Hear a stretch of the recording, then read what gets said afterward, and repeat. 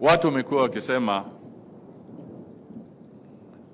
President Ruto, very unfortunate headlines in my view, that Kenya is a dictatorial, Kenya is what? Wametembea. Wamejaribu kuenda kuleta ile mchezo wanaleta hapa katika mainchi jirani. What has happened? What has happened? Tukiambia watu that Kenya is so democratic, they don't believe it. Watu wanatoka katika taifa zingine wanakuja kufanya maandamano hapa. Haya, wamejaribu. Hawakutoka kwa airport.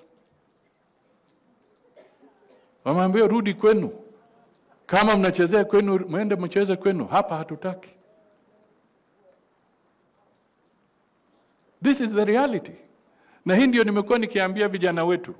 Wakati mnaenda nje, the moment unaingia kwa ndege na hizo miguu ziinuke, sheria ambayo itakuwa ni sheria ya ile nchi ambayo unaenda kushuka.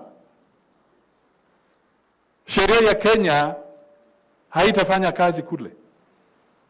Ni sheria ya kule umeenda.